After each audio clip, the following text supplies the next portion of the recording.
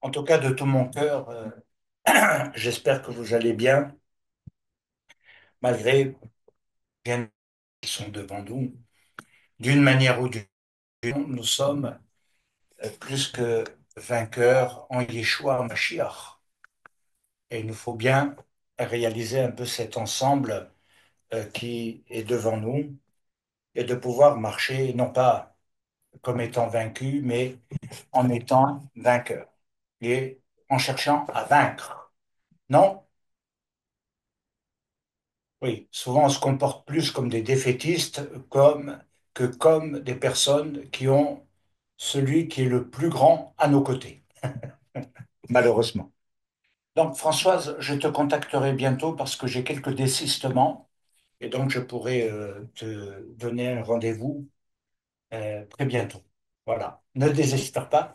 Envoie-moi un petit mail de rappel si jamais, parce qu'il y a quand même pas mal de demandes qui s'accumulent de jour en jour et donc ce serait sympa si tu pouvais me faire un petit rappel pour ne pas que j'omette euh, le rendez-vous. Très content de voir Jean-Claude aussi. Une fois n'est pas coutume. Alors, nous allons avoir et entamer ce soir quelque chose de particulier qui va nous introduire réellement dans une compréhension par rapport à ce temps de l'Homère, où j'aime beaucoup le mettre en rapport avec le psaume 90, qui est la prière de Moshe, où il dit littéralement apprends-nous à bien compter nos jours, non pas à bien marcher dans nos jours, non pas à bien vivre nos jours, non pas que nos jours soient meilleurs, non pas que nos jours soient les plus beaux jours de notre vie, mais liés à compter. Apprends-nous à compter. Et il précise même à bien compter, c'est-à-dire un taux plein. En hébreu, on dit un taux plein, c'est-à-dire quelque chose qui est vraiment rempli. C'est pas quelque chose qui est au quotidien, on pourrait dire rempli à 20%, 10%, 30%, rempli à 100%. Et donc, ça nous amène à voir quelque chose de très concret dans ce temps de l'Homère, parce que ce temps de l'Homère a plusieurs objectifs. Et je pense qu'il est important de le préciser que c'est aussi notre propre marche, hein. C'est pas un enseignement qui va obligatoirement tout débloquer, mais il donne un itinéraire, il donne quelque chose à travailler en soi, à approfondir pour la guérison de son âme et construire son être. Et Dieu sait si nous analysons parfois les choses en regardant beaucoup par tout ce qui a été vécu dans le passé où on a l'impression qu'il est très difficile d'avancer. Mais je crois qu'il est très important de pouvoir réaliser, construire son être. Ça, ça va demander quelque chose qui sort de ce qui n'a pas été construit ou qui n'a pas pu être construit. Shaul de Tarse dira qu'on est resté dans les blessures de l'enfant. On est resté dans quelque chose qui demeure en nous, dans une maturité d'enfant. Alors c'est pourquoi dans cette étude, que l'on pourrait qualifier également de cours, il sera nécessaire d'aborder ce temps, je dirais aussi avec beaucoup de sérieux. Beaucoup de sérieux parce que il sera clé. Il sera clé pour réussir. Vous savez, je pense que vous pouvez écouter beaucoup de choses. Et puis, il y a des moments clés, il y a des rendez-vous avec Dieu. Soit on les rate, soit on les réussit. Et je crois que ça fait partie des défis qui nous sont lancés. C'est véritablement éloigné de nous et ils seront peut-être pas obligatoirement négatifs. Mais je crois qu'il est impératif de pouvoir saisir les temps clés dans lesquels Dieu veut que nous entrions. Alors, je dirais, parce que ces derniers temps, j'ai eu pas mal d'entretiens avec des personnes qui ont eu certains types de problèmes de santé, et je dirais, eh bien, voilà, la Torah. Elle nous donne et nous livre ses secrets par rapport à toutes nos maladies, que nous avons déjà vues en définition sur pas mal de choses avec les racines, mais elle nous amène à comprendre que il y a des maladies qui nécessitent un peu plus que des simples petits traitements. On dira aujourd'hui que suivant certains problèmes de santé doivent se traiter par des antibiotiques. Et vous savez que le traitement antibiotique, il a une grande leçon à nous donner. Alors, la leçon qu'il a à nous donner, c'est le fait que si nous commençons un traitement antibiotique, il faut aller jusqu'au bout. Si on l'arrête en cours de route, il perd son efficacité. C'est exactement la même chose par rapport à la Torah, à l'enseignement de Mashiach. Nous pouvons aller jusqu'à un niveau, puis finalement, hop, on arrête, on fait autre chose, ou bien on va dans d'autres choses, et puis voilà, on n'a pas suivi le bon traitement. Et il faut peut-être aborder ce temps de l'Homère comme étant notre traitement antibiotique. Mais ça veut dire aussi, pour avoir de l'efficacité, aller jusqu'au bout, n'est-ce pas? Vous voulez guérir, non? Oula, ils réagissent pas, les gens, hein. Je comprends pourquoi vous vous mettez derrière des écrans noirs, parce que, aïe, aïe, aïe. Et donc, je, je, je peux me tromper, mais en théorie, personne n'a envie de rester dans quelque chose qui le maintient dans le mal, dans le mal-être, dans des souffrances, dans des douleurs, peu importe à quoi elles sont dues, euh, en tout cas dans une première approche. C'est pourquoi nous allons aussi et également procéder étape par étape. Et c'est vrai qu'à Shabbat, nous avons entamé un itinéraire, un chemin qui a déjà débuté depuis quelques semaines. Et je vous invite, pour ceux qui n'ont pas eu l'occasion d'écouter les enseignements sur la maladie, c'est dans le même mot, ce qui guérit, ce qui nous amène aussi à aller plus loin dans ce domaine. Donc, nous avons déjà quelques perceptions sur quelque chose et nous avions vu cette notion à Shabbat qui était liée à voir son image et plus, je dirais, dans un sens profond, plus exactement même, son image du futur. En fait, nous nous voyons, nous nous connaissons dans le passé, mais nous ne nous voyons pas dans le futur. Et nous avons du mal à nous imaginer comme étant quelqu'un du futur. Nous avons du mal à imaginer ce que nous pourrions être. Alors bien sûr que on pourrait faire appel parfois aux rêves que nous faisons dans la nuit, où je pense qu'il nous est tous arrivé aux uns et aux autres penser qu'on était un super-héros et qu'on délivrait tout le monde et qu'on voilà, hein, je pense que tout le monde a dû rêver de ça, mais la réalité c'est qu'on n'est pas un super-héros. Et des fois, on aimerait bien hein, avoir des super pouvoirs avec tout un tas de trucs, voilà, où on est super fort. Mais nous devons sortir de cette image. C'est un rêve. euh, je ne pense pas qu'il puisse devenir réalité. Par contre, la réalité nous démontre quand même que cette projection, elle nous est difficile parce que on a du mal à se voir dans l'image de Dieu. On a du mal à se voir dans l'image de la rédemption, rétablie, déjà dans quelque chose où on n'est plus dans ce côté où Dieu nous voit dans notre mal, dans notre péché, puisqu'il nous a pardonné cela. Et c'est peut-être la plus grande difficulté à écarter de soi par rapport à nous. Alors, pourquoi je dis cela? C'est que il nous faut empêcher en quelque sorte, l'impureté et la mort de s'installer en nous et de dominer et de nous empêcher justement de pouvoir être dans quelque chose qui est euh, lié à un rétablissement. Le reflet, dans l'hébreu, c'est aussi un échange qui renvoie essentiellement à deux notions, c'est aimer ou détester. Vous savez que si nous prenions en psychologie l'image que nous pourrions avoir de soi si chacun devait se décrire. Chacun devrait se décrire, en règle générale, ce que j'ai toujours entendu, retenu, c'est que les gens se décrivent toujours de manière négative. Même s'il y a beaucoup de points positifs, ils vont se décrire négativement. Et comme s'ils avaient peur de se relever positivement.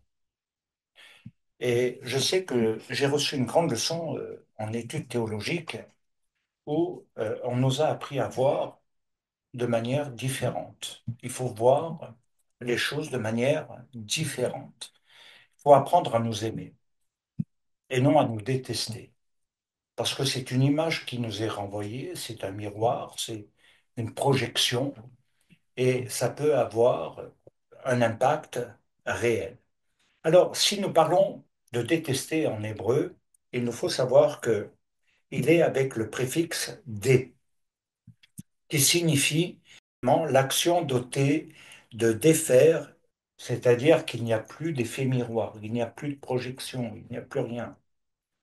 Et c'est ce que nous pourrions dire nous amène toujours à être en face à face avec Dieu. Panim, dans ses rencontres, notamment avec Jacob et autres, c'est de voir la face dans ses faces et non pas de quelque chose qui enlève la face.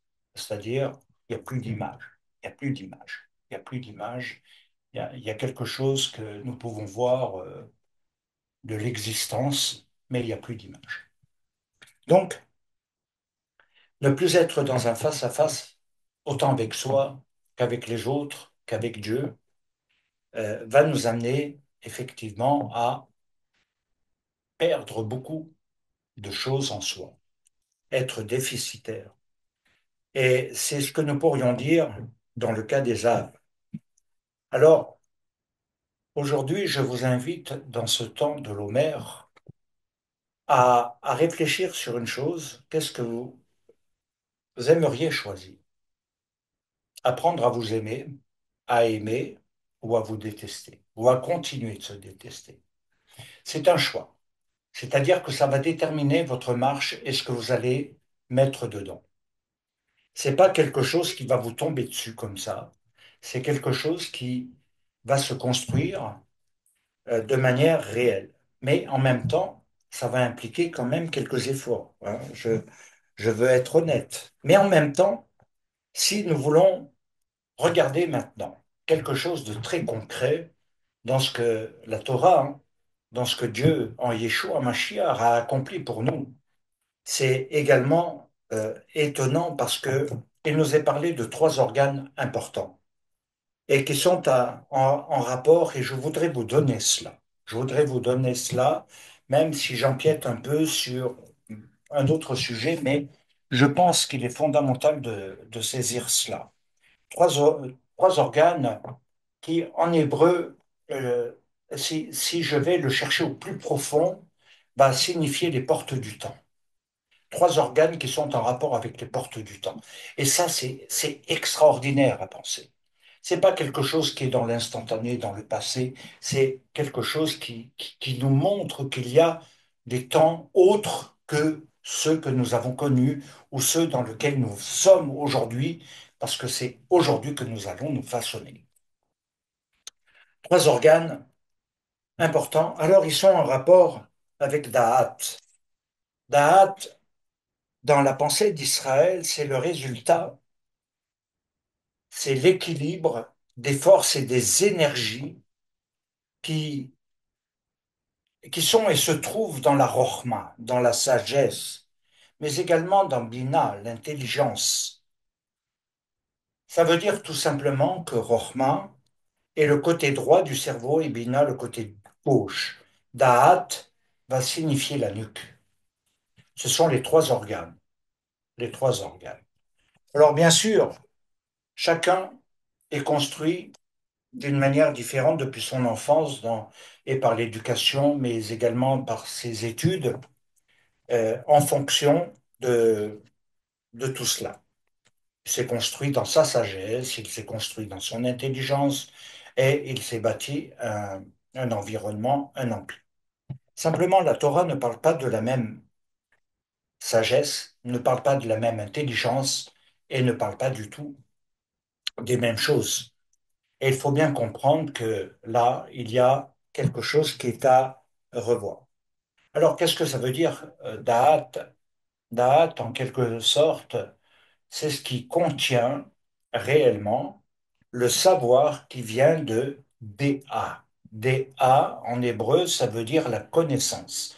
C'est-à-dire qu'il y a quelque chose où Da'at va nous révéler la connaissance, mais de quelque chose qui n'est pas la connaissance acquise par d'autres, mais qui vient de Dieu. Une connaissance de Dieu.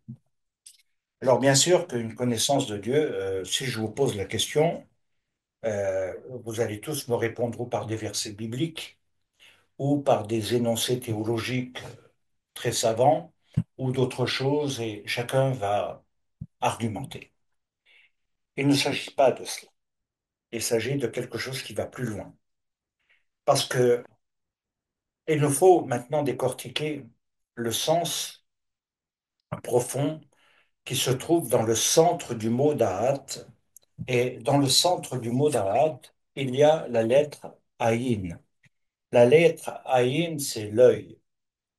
Et si l'on retire cette lettre, si on retire le Aïn, l'œil de Da'at, alors on obtient date. C'est-à-dire, et vous allez voir, c'est assez étonnant, moi ça m'a toujours fait sourire, mais je crois que c'est une réalité pour beaucoup de gens. Si on retire ce Aïn, cette lettre de Da'at qui est au centre, on obtient date, c'est-à-dire la religion, mais la religion dans quelque chose où on est dans le sens de règles et de lois. C'est-à-dire qu'on remplace quelque chose qui devrait être vivant, naturel, d'une autre manière, dans une connaissance divine, on le remplace par des règles et des lois que l'on s'impose. Et vous savez que l'homme ne peut pas vivre sans loi. Nous avons des lois, comme l'univers a des lois, comme il existe des lois partout. Et je dirais que, voilà, il y a un certain nombre de choses et d'éléments. Alors, enlever l'œil, c'est-à-dire la visibilité, hein, bien entendu, mais également ceux qui regardent. Pourquoi? Parce que Da'at, c'est l'œil de la connaissance. Et si vous regardez bien, et c'est là que c'est extraordinaire, Da'at se lit aussi des, dans le sens de la lettre Dalet. Et date se lit, si on le coupe, des hâtes, ce qui donne des lettres, hâtes, ce qui signifie quatre portes du temps. Quatre portes du temps.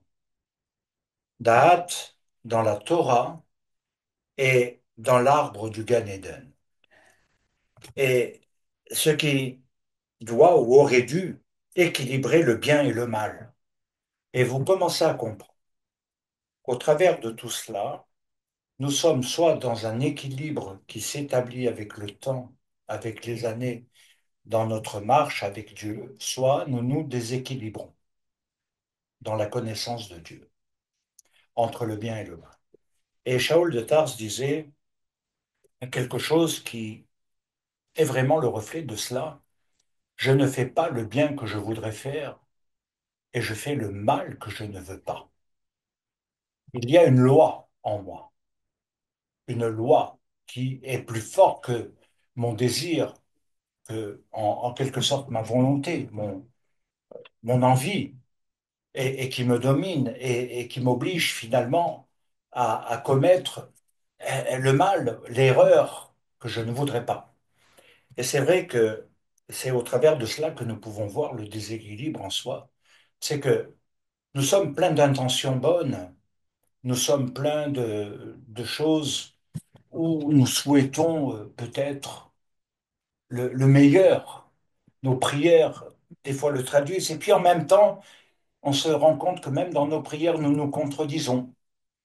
Et puis, nous nous arrêtons là. Alors, je vous invite, et vraiment, à aller plus loin dans ce qui doit nous rééquilibrer. Le temps de l'Homère, pour être honnête avec vous, doit être ce temps, ce moment euh, particulier dans l'itinéraire de l'année, où on vit quelque chose, où on peut réfléchir pour se rééquilibrer, se réajuster, on dit même en hébreu, dans ce que nous sommes dans notre âme, dans notre relation avec Dieu, parce qu'il nous oriente, qu'on le veuille ou pas, vers la fête de Shavuot, qui va nous définir dans le futur. Alors il est dit qu'il y avait au milieu du jardin, le Gan Éden, il y avait Da'at, qui était aussi la lettre d'Alet, de date. Et elle désignait également les quatre fleuves. Et c'est quelque chose que nous trouvons dans Béréchit, dans le livre de la Genèse, au chapitre 1, versets 9 et 10. Et il est dit, à ce niveau-là, l'Éternel fit pousser du sol toute espèce d'arbre séduisant à voir et à manger, et l'arbre de vie au milieu du jardin, et l'arbre de la connaissance, donc l'arbre de la connaissance littéralement d'Ahat, du bien et du mal. Et un fleuve sortait de l'Éden pour arroser le jardin, et de là il se divisait pour former quatre bras. Alors, c'est C'est vrai que c'est un passage un peu mystérieux à la fois, où il nous est parlé de plusieurs éléments, mais où nous devons retenir que quand même, il y a au milieu du jardin la vie puis la connaissance.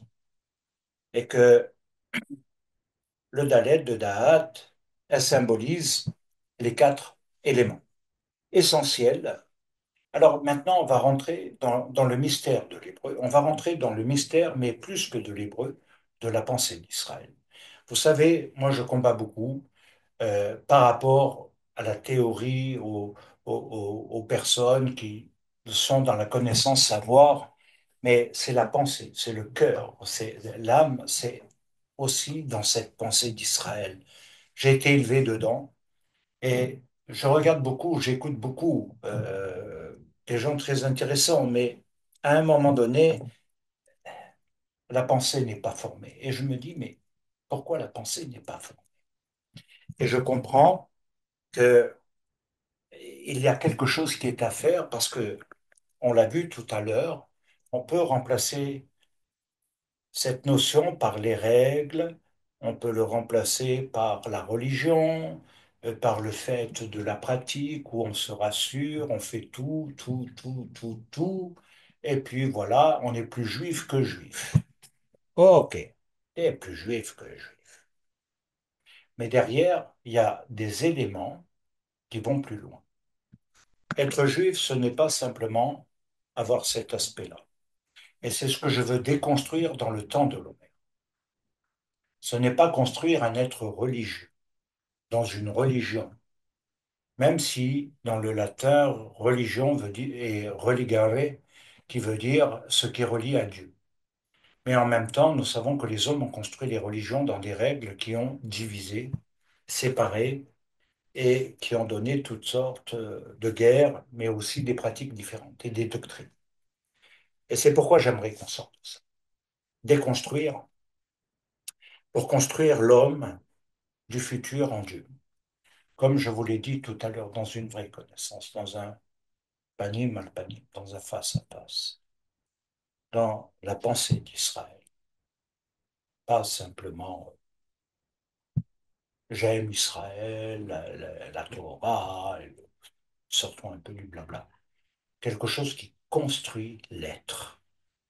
Construire l'être, vous allez voir, c'est extraordinaire dans cette pensée d'Israël. C'est pourquoi j'ai dit à Shabbat, là, j'entame un itinéraire et je vais vraiment invoquer l'Éternel prier pour savoir si je dois continuer dans ce sens, si je perds mon temps ou si il construit, s'il construit des vrais talmidim, des vrais suiveurs. Je ne veux pas simplement vous donner un enseignement. Mon Rav avait cette rigueur. Si tu veux simplement écouter, tu peux aller ailleurs, il y a plein d'enseignements similaires. Mais suivre, ça c'est autre chose. C'est un choix que tu dois faire par rapport à quelque chose. Et c'est vrai que ça a été très dur à des moments avec mon Rav, mais son exigence m'a construit. Elle a construit un être, elle a construit une pensée, elle a construit une vie, une marche, mais aussi un amour, une relation. Et elle a rendu fidèle, elle rend fidèle. C'est ce que je nous souhaite le plus et vous allez voir pourquoi j'ai dit cela. Parce que quand nous allons dans ces éléments essentiels, eh bien, nous voyons que c'est tout le monde de ce que nous appelons en hébreu le monde de la formation. Alors, il y a ce qui est formé et ce qui n'arrive pas à être formé. Le monde de la formation, elles sont en rapport avec les quatre éléments qui sont déterminés à l'intérieur de l'homme avant qu'il ne soit réellement dans l'existant. Avant qu'il n'existe, il était quoi? Vous étiez quoi? J'étais quoi? Un fœtus. Qu'est-ce qu'un fœtus ovare? Qu'est-ce que ça veut dire? Aujourd'hui, vous n'êtes plus un fœtus, mais vous avez été un fœtus. Et vous allez voir que un fœtus existe au travers de ces quatre éléments que je vais vous relever tout de suite, qui sont les oreilles, les yeux, les reins et les poumons. C'est les quatre points qui forment le fœtus. Et je ne sais pas si vous avez réalisé profondément, mais j'ai eu quatre enfants. Et ce qui m'a peut-être le plus enthousiasmé, ça a été de découvrir que la vie est un battement de cœur, tout ça. Rien n'est formé, c'est un battement de cœur. Et j'ai vu tous les battements de cœur de mes enfants. Simplement, j'imaginais pas tout à fait ce qu'ils allaient devenir. Et on ne peut pas savoir à partir de ce battement de cœur ce que après ils vont devenir. Et c'est pourquoi je dis, c'est un itinéraire du fœtus à nous aujourd'hui, à nous aujourd'hui. C'est l'être. Alors, c'est vrai que quand je prends le hâte de date, comme je l'ai dit tout à l'heure, c'est le rapport avec le temps. Et j'aimerais poser cette pierre fondatrice. Rappelez-vous très très bien ce point de départ. Alors c'est une question qui est très importante et en général personne ne se la pose. En tout cas, je ne l'ai jamais entendu, j'ai jamais eu l'occasion d'avoir quelqu'un qui puisse la poser en tout cas. Quand est-ce que dans le processus, c'est la question, hein, quand est-ce que dans le processus de formation, l'âme entre dans le corps? L'âme entre dans le corps. Alors plus exactement, lorsqu'elle entre dans ce qui devient une personne. Je ne sais pas si vous vous êtes posé cette question un jour. À partir de quand, à partir de quand l'âme entre dans le corps? Nous savons qu'il y a le battement de cœur. Et ensuite, il y a quand même quelque chose qui est en rapport avec un élément supplémentaire. Alors, c'est vrai que quand on prend dans la pensée d'Israël concernant ce point, il y a des avis divergents parmi les sages. C'est dans les discussions que nous allons retrouver, par exemple, de l'empereur Antonin, qui va dire à Rabbi Yehuda Anassi, donc celui qu'on appelle le prince et qui a un rôle très important dans l'histoire d'Israël, dira, à partir de quand l'âme est-elle placée dans une personne? Est-ce au moment de la conception ou à celui de la formation, c'est-à-dire à partir du moment où l'embryon qui va se former, se produire au bout de 40 jours. L'embryon va se former, se produire au bout de 40 jours. À partir de quel moment? Dès le concept ou à partir du moment où l'embryon se forme? Ça, c'est la première réflexion. La deuxième, elle vient de Rav Yehuda, qui répond à, à cette réflexion que cela se produit au moment de la formation. Et bien sûr que cela a alimenté beaucoup d'autres débats dont je vous épargne un petit peu tout cela par rapport à toutes ces discussions qui sont intéressantes mais qui ont donné des réflexions très profondes en même temps. Et je crois que c'est très important parce que cela nous amène à voir que certains diront que c'est pas dans ce contexte-là, mais que c'est au moment de la Brit Mila, au moment de la circoncision, que l'âme entre dans le corps. Donc c'est clair que c'est quelque chose qui est très en relation avec l'alliance d'Israël. Alors c'est en s'appuyant sur le Midrash qu'il est possible de tenter de réconcilier tous ces avis un peu divergents au travers des différentes expressions du terme, du mot âme. Alors, dans un premier temps, quand on va chercher dans l'étude, dans la réflexion des sages et qu'on approfondit les pensées, les cheminements qui sont innombrables, en réalité, quand on commence là-dedans, euh, c'est un océan. Il nous est dit, dans un premier temps, il y a l'âme qui transforme le corps sans vie, littéralement, l'âme, littéralement la viande qui est biologiquement inerte dans un premier temps, mais qui va devenir un organisme vivant, respirant, pensant, et on va l'appeler, on va lui donner ce nom en hébreu, Nefesh Achiyanit, Achiyonit, pardon.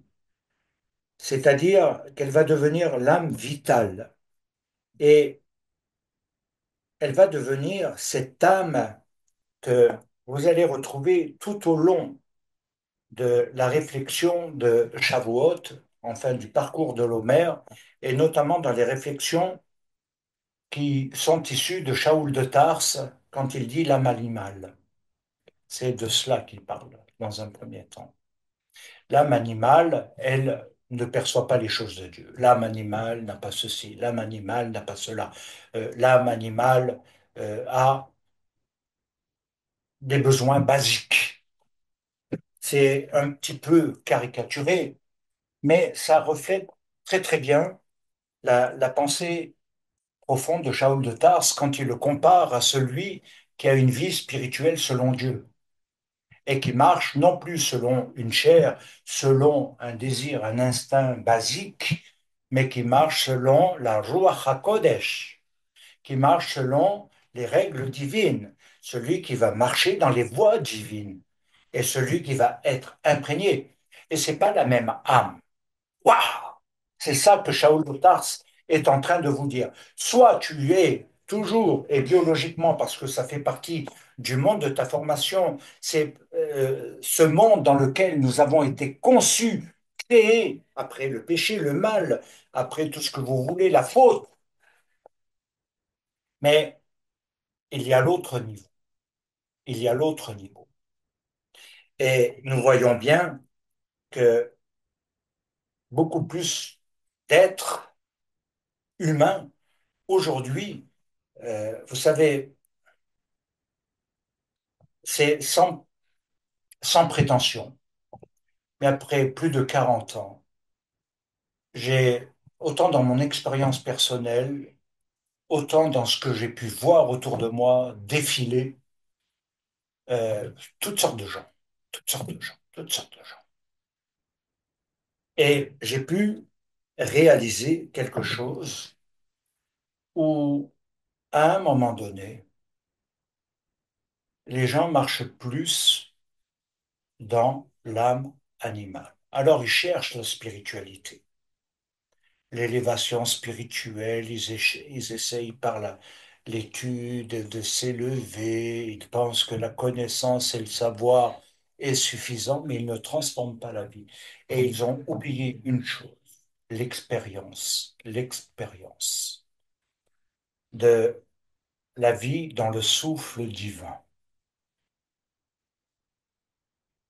qui donne quelque chose de complètement différent.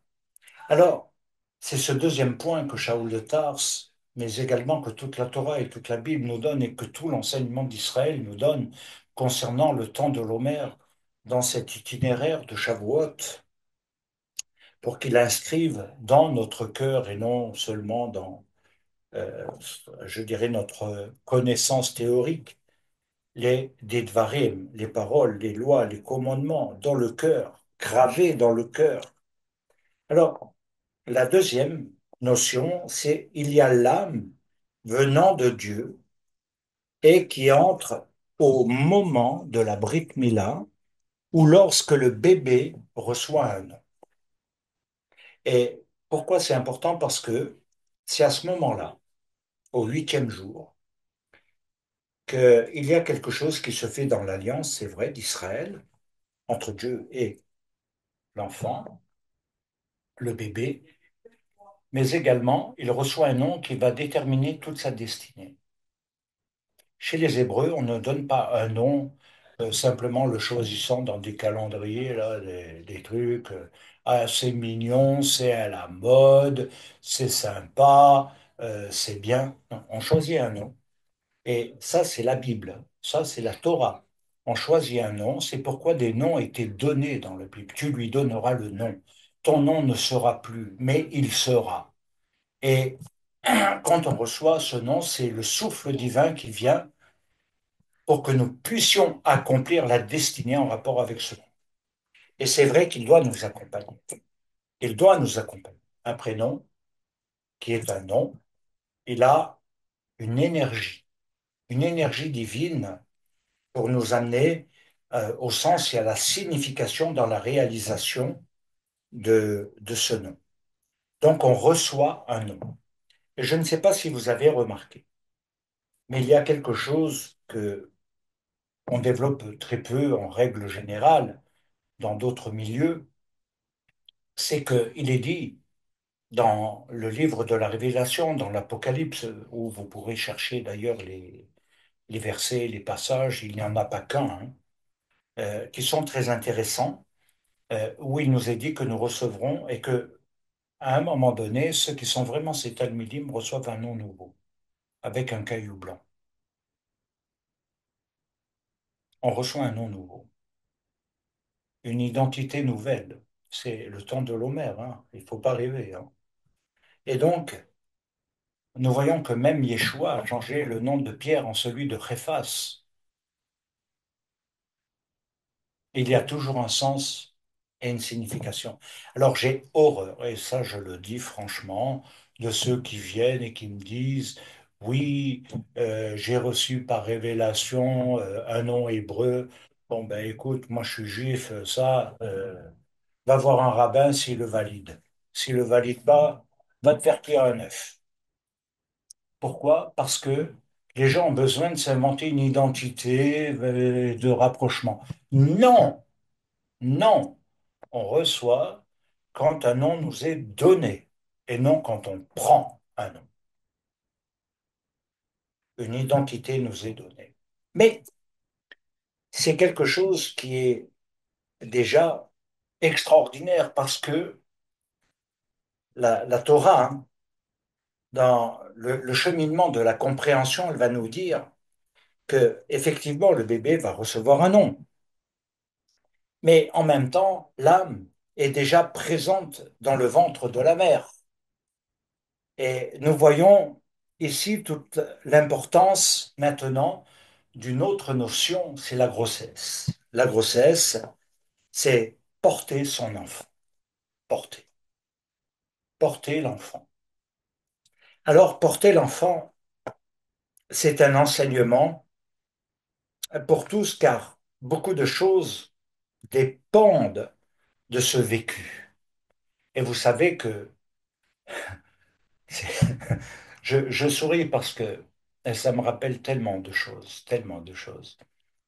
Euh, je dis, ça a tellement de rapport avec les maladies de l'âme et les problèmes de vie, les dysfonctionnements, les maladies et autres, mais également les dysfonctionnements, les déséquilibres. Et ils viennent pour beaucoup de ce monde-là, de ce monde-là. Quand il est porté dans le ventre de la mère, cet enfant. Pourquoi? Parce qu'il nous est dit que c'est la première relation qu'un être vivant va avoir avec un autre vivant. C'est la première relation.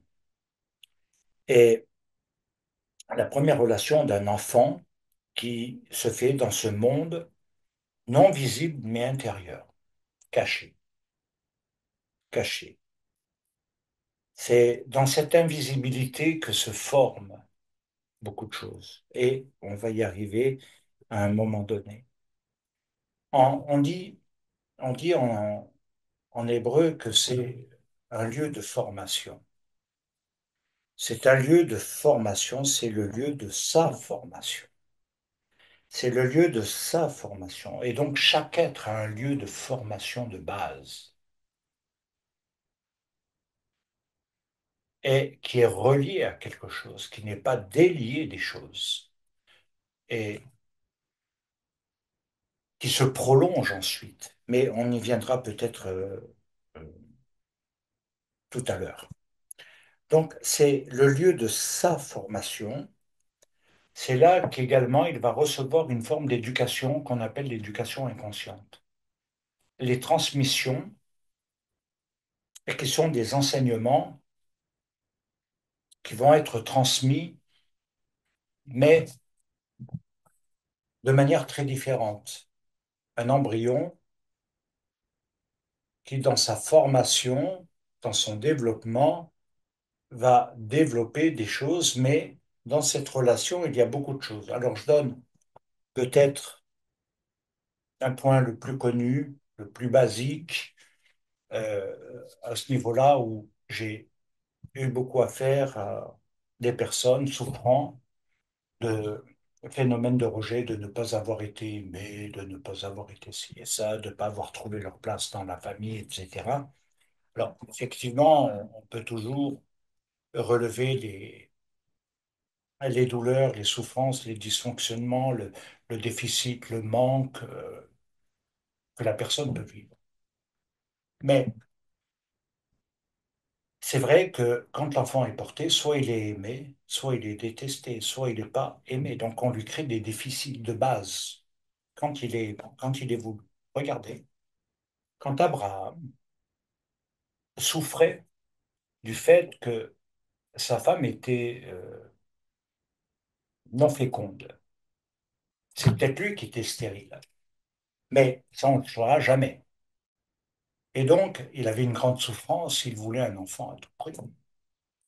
Et quand Dieu va intervenir, il va lui dire, oui, il va porter un enfant, mais c'est un enfant de promesse.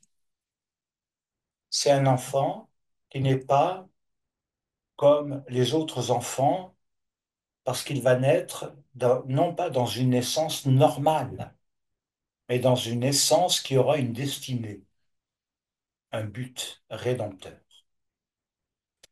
Et Abraham dit, peu importe pourvu que j'ai un enfant. Et nous voyons que cet enfant a été beaucoup aimé, attendu, désiré.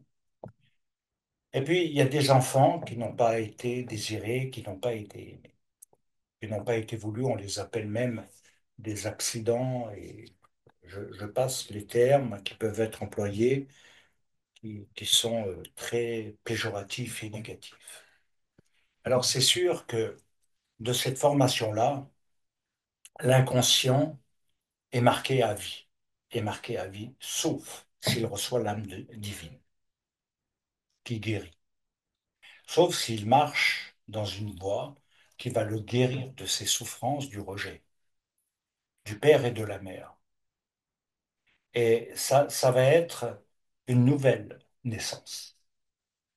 Et on va y venir. C'est quelque chose d'extraordinaire parce que mon Rav disait toujours, Emmanuel, il y a une chose que tu dois savoir. Le monde de la connaissance n'est pas le meilleur des mondes. Il t'égare dans la théorie et l'orgueil. Mais lis le monde de la formation, c'est le monde du brisement qui te construit.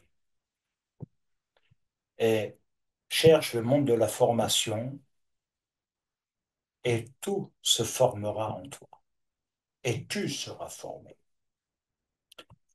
La deuxième chose qu'il disait sur ce plan-là, quand quelqu'un enseigne, il avait une attention particulière avec une sévérité, je peux vous garantir, assez stricte. Il disait, le message a beau être beau, mais si le messager n'est pas préparé, si le messager n'a pas de message, ça vaut rien du tout. Alors mon Rav parlait crûment. Aujourd'hui, il faut mettre du chocolat autour, du bonbon. Mais en réalité, c'est la vérité. Alors j'entends beaucoup de gens enseigner, prêcher, tout ça. Et je dis, c'est bien, c'est bien. Il y a la connaissance, il y a le savoir, il y a la halakha, il y a ci, il y a ça, c'est très bien, c'est très bien. Mais il n'y a pas le message qui vient d'en haut. Il n'y a pas la vie profonde d'en haut. Et c'est peut-être là que parfois on rencontre des conflits, des divergences, des problèmes, parce qu'on n'est pas dans les mêmes niveaux de réception du message. Alors, écoutez bien. C'est clair que ce monde de la formation, il est extraordinaire parce qu'il nous montre trois étapes fondamentales que vous connaissez tous, que je vais juste relever comme cela. On passe d'embryon, donc d'une formation, hein, l'état de formation de l'enfant qui devient bébé. Ensuite, de bébé, il passe au stade de enfant, que Shaoul de Tarse relève d'ailleurs plusieurs fois, pour devenir un adulte. Et voilà dans quelle catégorie de maturité sommes-nous? Bébé, enfant, adulte.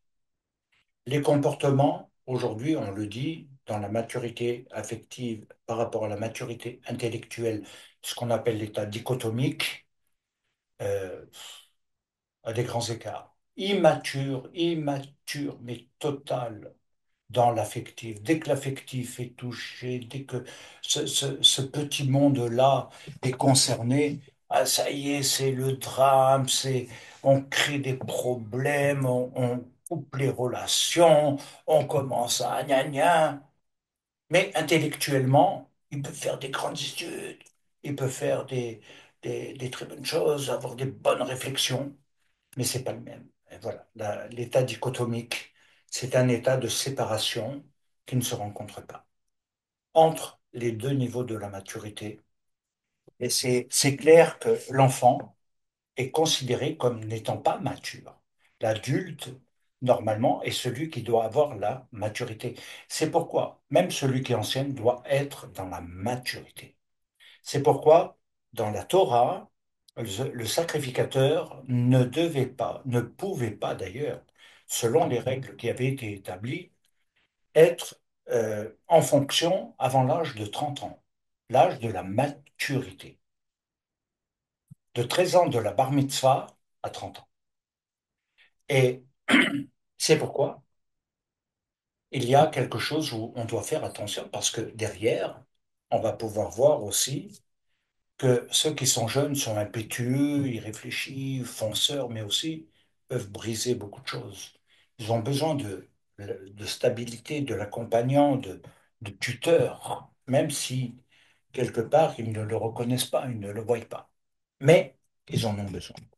Alors regardez ce que nous allons maintenant découvrir. Il nous est dit, au travers de cette formation que nous avons vue au début, l'oreille et les reins sont liés et fonctionnent rapidement pour l'enfant dans le ventre.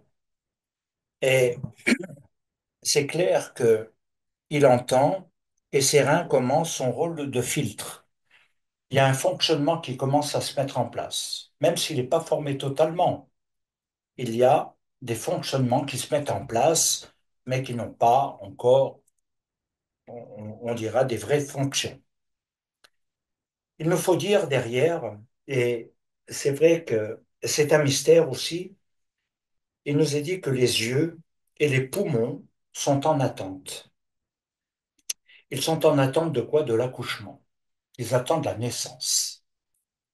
Et ça donne quelque chose d'incroyable en hébreu parce que le poumon, c'est Réa, et c'est le verbe est, est. Et en même temps, ce est de Réa va signifier voir. Et il va donner aussi le pourquoi, c'est-à-dire la poitrine, donc la formation euh, ici, la poitrine qui est raisonne et qui signifie vision. Alors, bien sûr que la valeur de ces lettres, de ces mots, nous est donnée et nous est révélée comme étant quelque chose d'extraordinaire. Parce que ça va donner ceci.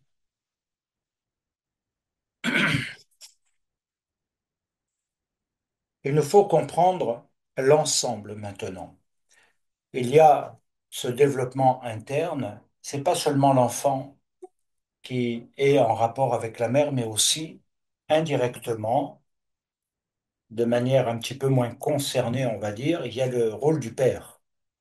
Et donc, il y a le père et la mère. Et en hébreu, nous savons que c'est la réunification du yod et du hé. Et la réunification du yod et du hé va donner comme valeur numérique 15.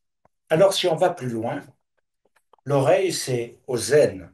Ozen, c'est 58. Et le rein, qui s'appelle Klia en hébreu, c'est 65. Aïn, l'œil, c'est 130. Le poumon, qui est Réa, 206. Ce qui fait un total en tout de 474 et ça donne Da'at. Et Da'at va dire le mystère de l'enfant, du père et de la mère, dans une réunification. C'est pourquoi c'est très important, la notion même de couple et de mariage. La relation père-mère avec l'enfant. Tout sera déterminé. Je sais qu'aujourd'hui, tout est facilité, on peut divorcer pour incompatibilité d'humeur, pour X raisons, on fait des divorces amiables. Bon, ok. Mais on voit aussi une société qui s'effondre, où les valeurs s'effondrent. Et je crois que je n'ai pas besoin de donner de preuves. Mais les couples qui sont véritablement formés selon la Torah, selon la pensée divine, ils construisent le baït, ils construisent la maison, ils construisent l'identité spirituelle de Dieu dans le monde. Et ils construisent au travers des enfants dans la progéniture, dans ce prolongement, le futur. C'est ce que nous voyons même en Israël. Nous avons vécu tous ces siècles à cause de cela, cette fidélité. Maintenant, je sais que le monde chrétien, comme le monde chrétien dans toute sa diversité, hein, sans critique, mais tout est basé sur cette nouvelle forme. Ah, j'aime, j'aime pas. Ah, il m'énerve. Ah, je ferai pas l'effort. Ah, je n'ai pas besoin de. Oh, non, ça m'intéresse pas.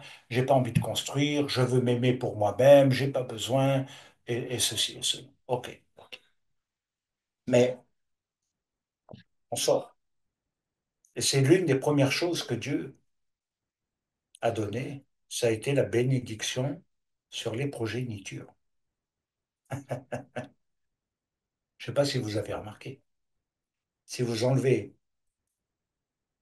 les lettres, ça va donner Esh, ça veut dire un feu qui dévore l'autre. Au lieu d'être en Dieu, il se dévore, il se consume. Et c'est le problème des relations.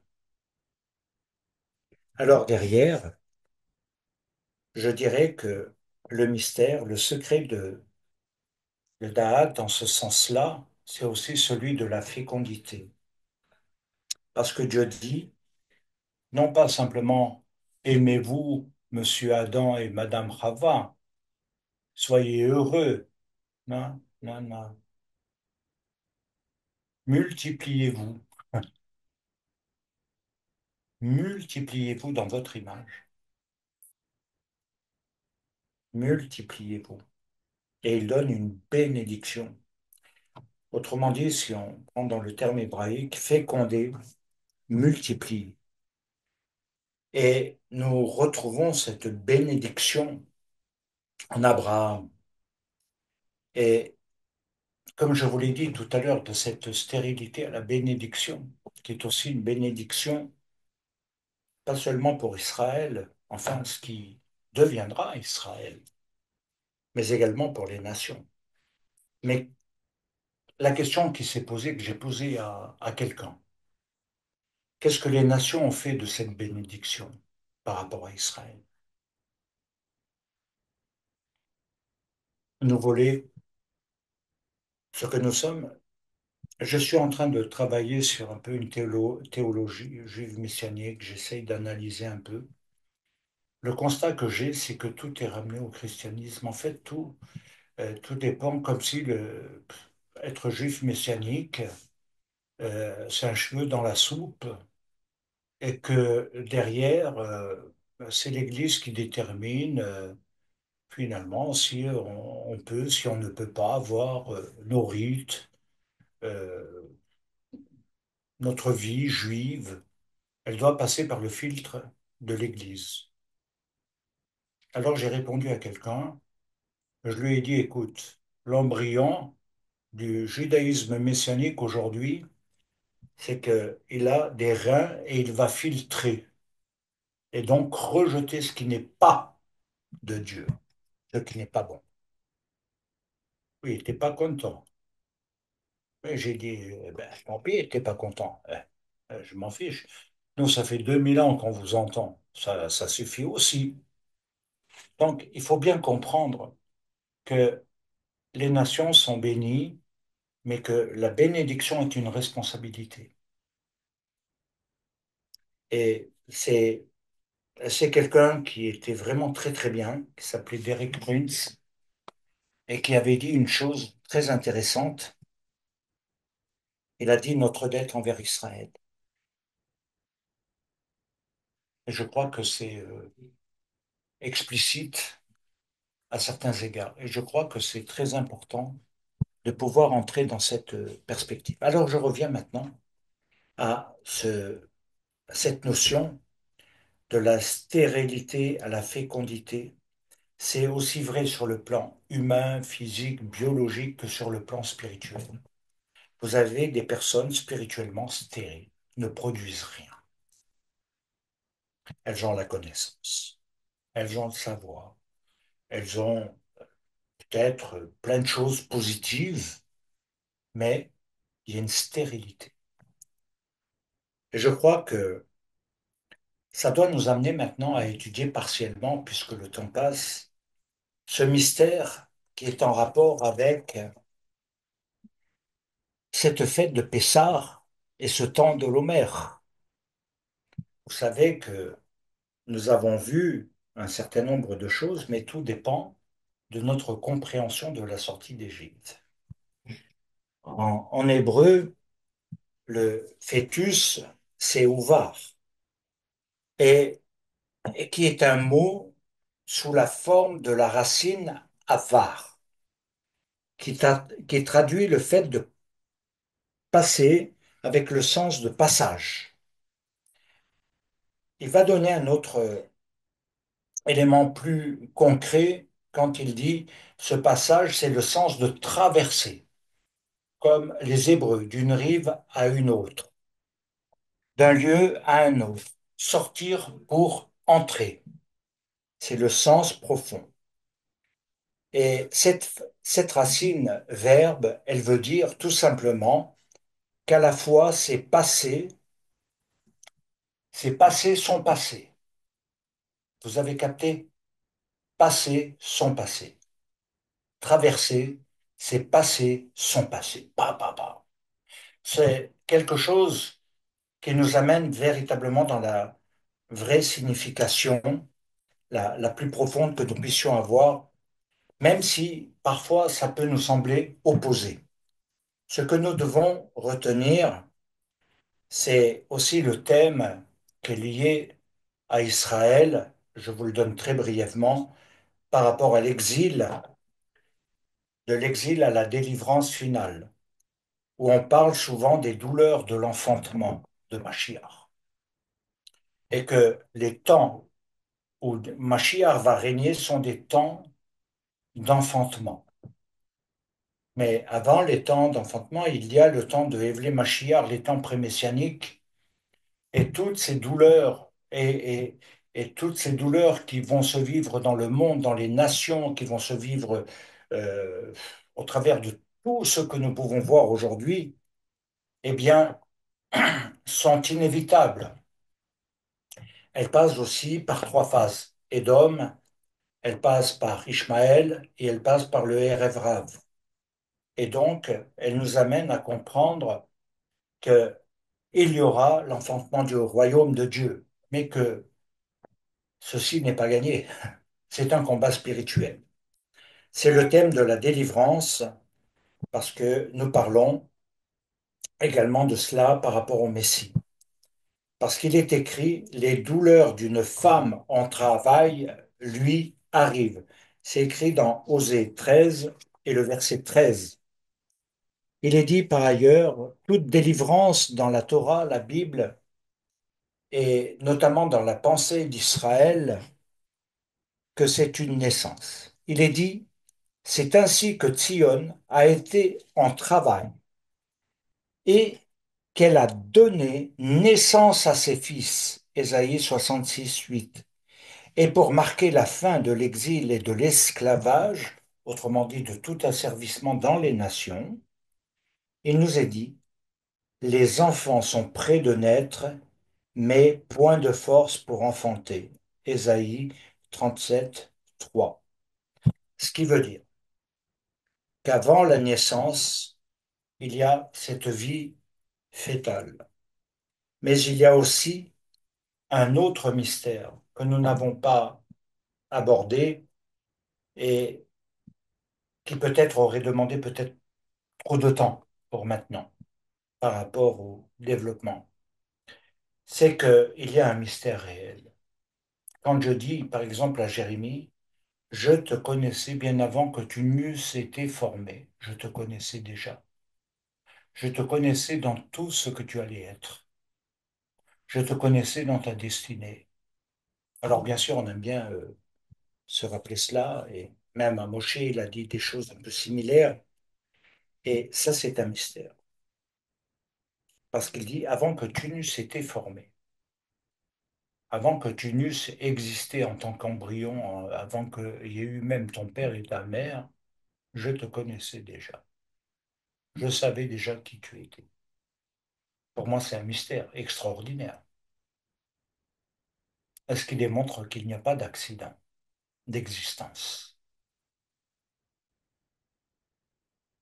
C'est parfois des vécus qui sont ratés,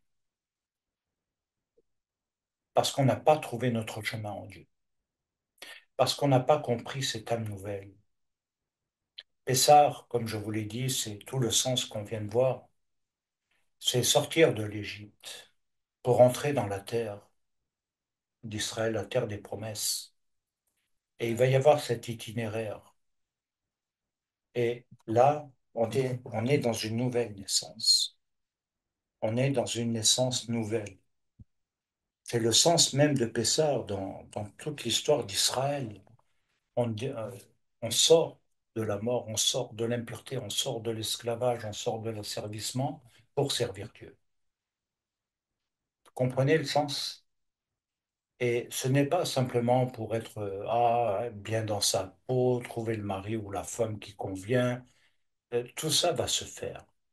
Mais il y a plein de choses qui doivent être construites. Et c'est pourquoi ce mystère me touche, parce que je ne sais pas si ça vous est déjà arrivé, ça m'est arrivé plusieurs fois dans ma vie, d'avoir le sentiment que Dieu savait, me connaissait déjà bien avant que j'existe. Et c'est extraordinaire de savoir qu'on a une destinée, parce qu'on est déjà existant avant d'exister. Il faut la trouver, la rencontrer. Alors bien sûr, beaucoup de gens peuvent tenter de pallier par toutes sortes d'artifices de la vie, alcool, drogue, médicaments, euh, et j'en passe, perversité et autres. Mais ils ne trouvent pas le sens de la vie. Il y a quelque chose qui doit aller plus loin.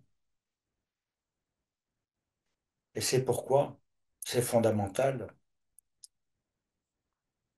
parce que Dieu nous connaît sous notre nom, dans notre nom. Alors, la vie fétale démontre que tout existe, mais que tout ne fonctionne pas tout de suite, qu'il y a des étapes, et que ce monde de la formation va ensuite devenir, après la naissance, le monde de la vie. Le cordon ombilical va être coupé, bien entendu. Moi, je l'ai coupé à mes 4 enfants. Et c'est vrai que ça marque une séparation. C'est quelque chose de fort, finalement. Et, et que, après la naissance, tout va fonctionner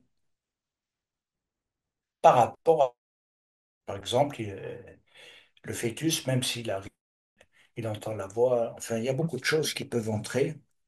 Mais ceci pourrait être un autre chapitre à étudier. Je crois qu'il nous faut revenir à ce qui forme le corps de la naissance, qui est unique, qui est composé de 3 organes qu'on appelle les 3 organes de fondement. En hébreu, on dit avarim yesod. C'est les organes de fondement. Nous avons les 12 principes et leurs contre. Alors, je ne vais pas les développer ici parce que ça. C'est que le fœtus entend et connaît les sons. Il n'est pas formé que déjà il entend. Et c'est démontré aujourd'hui. Autrefois, non. Autrefois, on n'y croyait pas.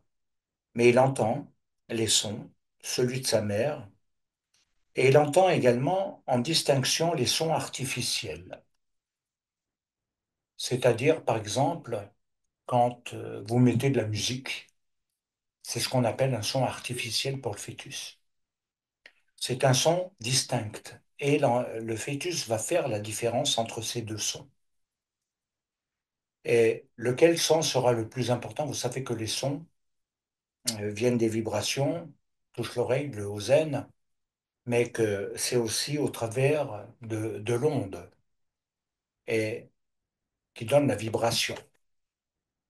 Et ça, c'est extraordinaire de voir comment ça va se transmettre. l'enfant entend. Tu étais appelé avant que tu ne naisses. Et même par rapport à Samson, par exemple, il avait été choisi, et on dit à Manoir, eh bien voilà, il va naître et il devra être comme ci, comme ça, il devra être quelqu'un qui ne touche pas aux alcools forts, qui ne connaîtra pas, qui laissera pousser les cheveux d'ailleurs, etc. Et donc, il y avait des règles, et il a été élevé comme étant quelqu'un qui délivrerait Israël. Conviction. Et c'est important, la distinction des sons, de ceux qui nous veulent du bien, de ceux qui nous veulent du mal. On entend. C'est vrai que des fois je l'ai, des fois je l'ai pas. Mais il y a une distinction. Quand j'entends parler, vous savez, j'en ai entendu même des gens très positifs et gentils, et puis ça sonne faux. Il y a quelque chose qui rentre pas, qui pénètre pas. Et puis il y a des sons qui vous touchent. Il y a des sons, vous entendez au-delà de la parole, au-delà euh, du mot, du verbe. C'est extraordinaire.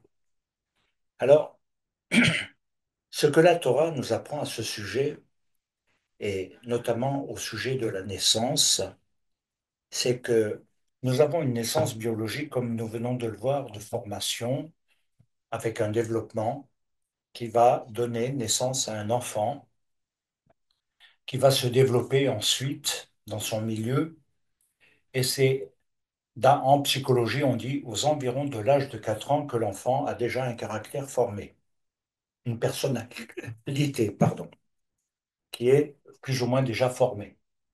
Ensuite, c'est dans tout l'itinéraire de sa vie que des choses vont finalement se confirmer ou s'infirmer. Et puis, il va y avoir plein d'autres éléments, les expériences de vie. Et au travers de cela, eh bien, il va se construire ou se déconstruire. Et c'est pourquoi il est important de comprendre maintenant le point que je vais aborder en guise de conclusion et qui me paraît très important à relever parce que c'est le vrai sens de ce départ dans cette marche déjà entamée du temps de l'Homère, c'est le sujet de la naissance nouvelle, une naissance nouvelle. Et c'est le fait, en quelque sorte, que avant tout, quand il y a naissance, il y a la mémorisation, la mémoire de ce qu'a été la vie fœtale, embryonnaire et formée jusqu'au moment où l'enfant qui est formé doit sortir. Il y a une mémoire. Et je vous invite vraiment à méditer et à réfléchir là-dessus. Une mémoire du fœtus. Avant que ma chiare ne nous rencontre, nous avons vécu des choses qui progressivement nous ont préparés à le rencontrer dans un cheminement qui a préparé cette naissance nouvelle. Elle n'est pas tombée comme ça, elle peut, mais très souvent, il y a quelque chose à la base. Et il y a donc cette mémorisation. Et c'est ce qui constitue finalement le premier niveau de son expérience dans la naissance nouvelle. Nous avons tout ce qui est dans le passé, quand on est adulte, et qui a été aussi enregistré, mémorisé, et qui constitue notre histoire, notre vécu et surtout notre identité quelque part, où on s'est forgé dans cette image. Mais si nous voulons sortir et entrer dans cette nouvelle naissance, ça va vouloir dire quitter ce qui est de l'enfant, quitter ce mal. Ça va vouloir dire qu'il va falloir véritablement entrer dans le passage, dans la traversée. Vous savez, la naissance, hein, j'ai vu mes quatre enfants sortir. Ben, c'est vraiment un passage, hein. C'est vraiment. Et puis alors, des fois, il est difficile ce passage. Il y a des fois, oula, on a un peu de peur et de crainte que l'enfant reste bloqué. Ce qui est arrivé à l'un de mes enfants qui a failli être bloqué. Et on s'est dit, oula, j'ai prié et j'ai dit, Seigneur, si tu n'interviens pas, il est mort. Et ça s'est débloqué par le Hachem. Et c'est pour vous dire que et le moment de l'accouchement est douloureux. Le moment de l'accouchement est particulièrement douloureux. Mais après, c'est une grande joie, on oublie la douleur quand l'enfant est sorti. Alors bien sûr, euh, il faut comprendre le sens, c'est un passage. On passe de cet état fœtal, nourri par le cordon ombilical, où tout est gratis, à une vie, et une vie autonome. Et donc voilà, la naissance nouvelle, c'est ce qu'elle nous amène à comprendre, c'est ce passage, et sortir de son passé pour entrer dans son futur, c'est un passage. C'est un passage douloureux parce que quitter sa mémoire, quitter les douleurs, les afflictions de sa mémoire, quitter finalement toutes les choses négatives, tous les souvenirs qui nous ont conditionnés, asservis, va demander un effort. C'est ce qu'on appelle en hébreu dans le cheminement du temps de l'Homère, quitter les niveaux de l'impureté, ce qui est rendu impur. Parce que dans la naissance, vous savez qu'il y a l'anida, il y a le sang, et c'est une purification, enfin c'est tout un enseignement qui doit être donné de purification.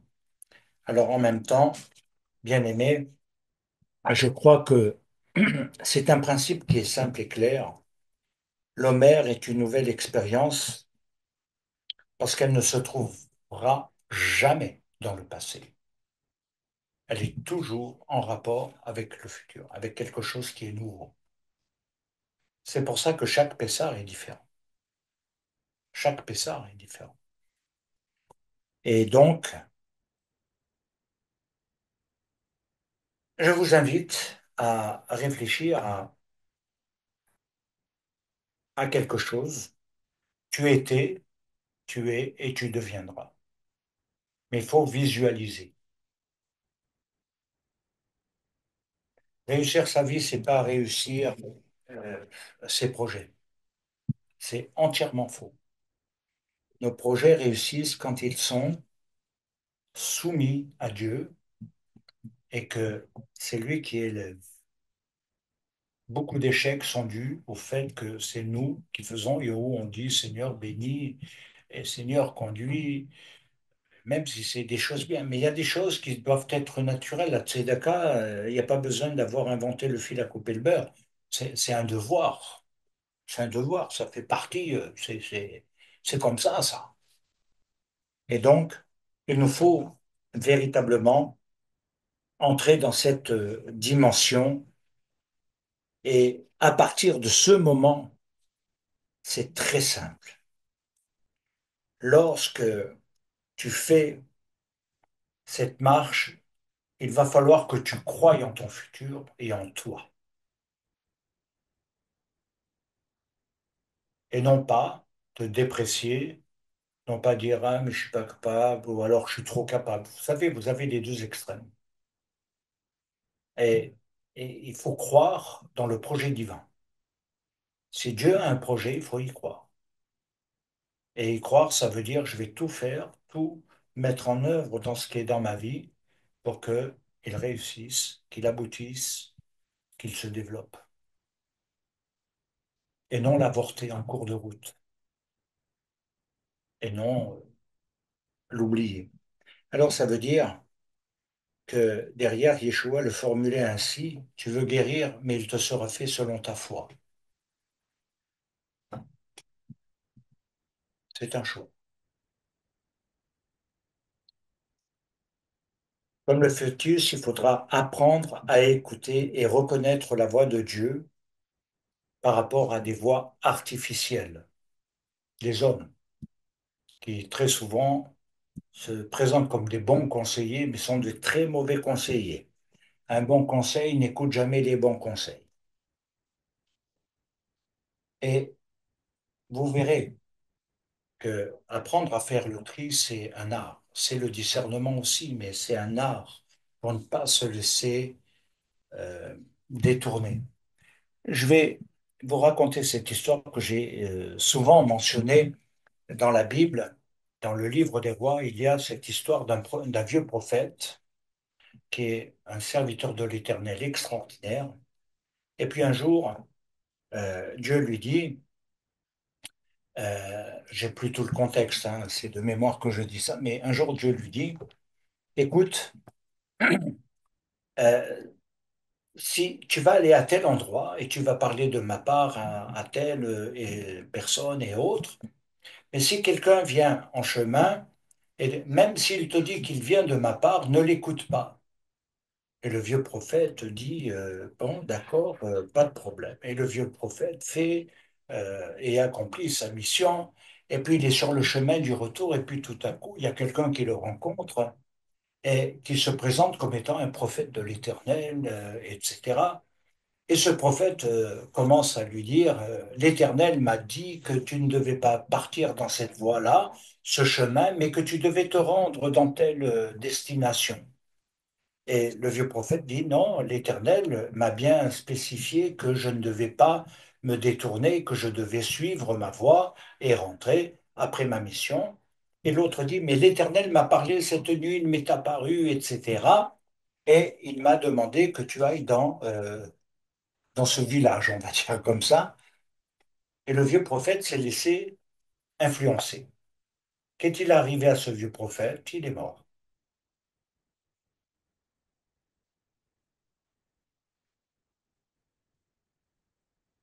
Alors, c'est pas la méchanceté de Dieu qu'il faut comprendre. Dieu voulait préserver sa vie en le prévenant.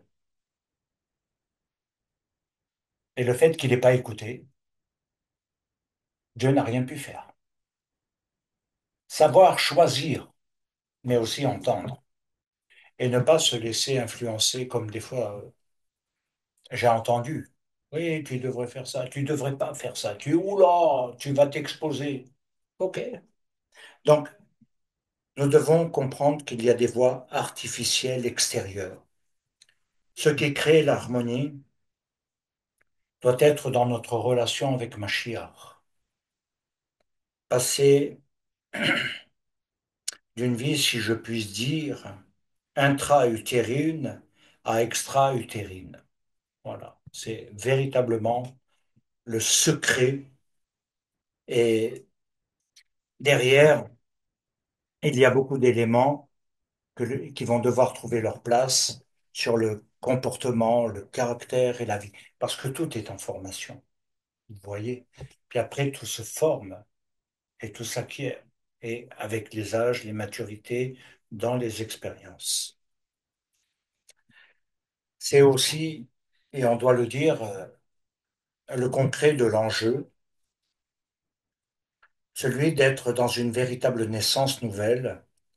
Et dans ce temps de Homère, quelque part, tout doit se former à nouveau sur la base de notre Dieu, de la Bible, de la Torah. Non pas dans l'âme animale, mais dans l'âme qui est source de vie.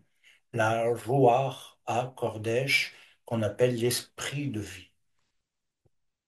Et donc, derrière, maintenant, dans tout cet itinéraire, voilà là où je vais peut-être, je ne sais pas, vous amener dans cette formation.